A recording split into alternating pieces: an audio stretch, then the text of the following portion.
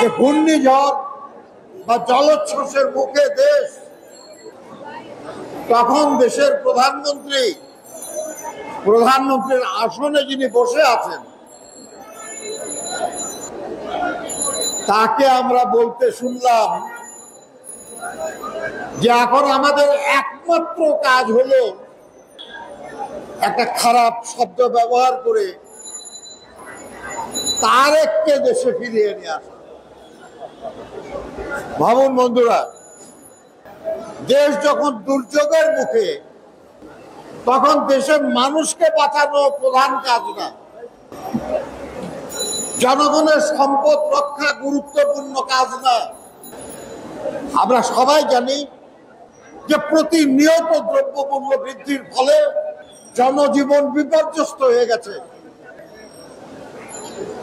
এখানে আমাদের সাংবাদিক ভাইয়েরা আছেন, আমাদের পুলিশ ভাইয়েরা আছেন, এখানে আমাদের দলের নেতা কর্মীরা আছেন।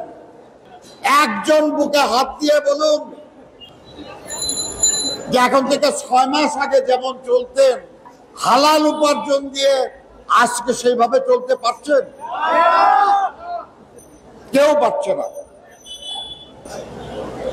জনগণকে দ্রব্যমূল্য বৃদ্ধির এই দুর্ভোগ থেকে বাঁচানো সরকারের প্রধান কাজ না,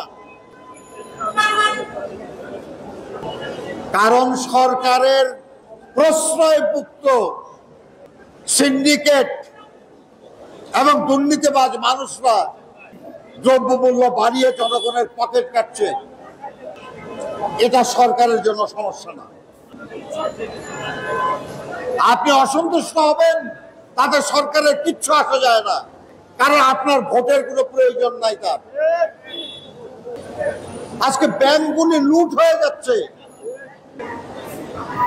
বাংলাদেশ ব্যাংকের রং দিচ্ছে, কোনটা সবুজ, কোনটা হলুদ, কোনটা লাল। লাল মানে লাল বাতি জ্বলার অবস্থা হয়ে গেছে।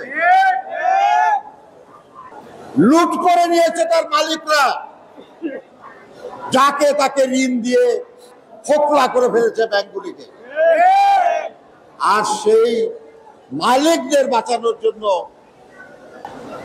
সরকারি ব্যাংকের সঙ্গে কিংবা লাভজনক ব্যাংকের সঙ্গে সেগুলোকে মিলিয়ে দেওয়ার চেষ্টা চলছে।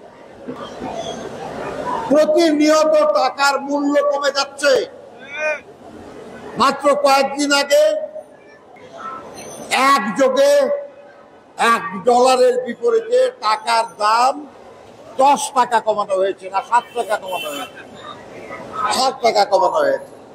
ইতিহাসে কখনো এত বড় মূল্য হ্রাস ঘটে নাই বাংলাদেশি টাকা। কিন্তু প্রকৃতপক্ষে 125 টাকা লাগছে এখন একটা ডলার কিনতে।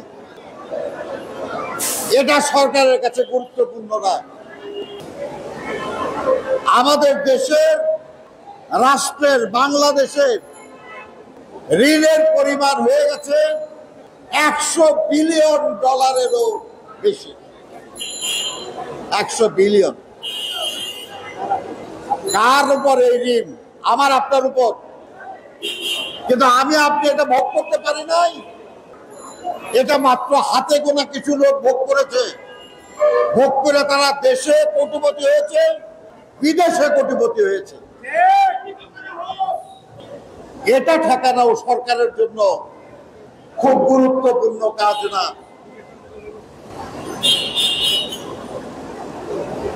সরকারের জন্য গুরুত্বপূর্ণ না, খালি একমাত্র কাজ হলো তারেক রহমানকে দেশে ফিরিয়ে নিয়ে এসে শাস্তির মুখোমুখি। কেন?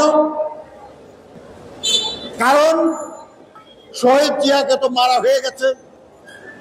বেগম খালেদা জিয়াকে সুচিকিৎসার সুযোগ না দিয়ে মৃত্যুর মুখে ঠেলে দেওয়া হচ্ছে।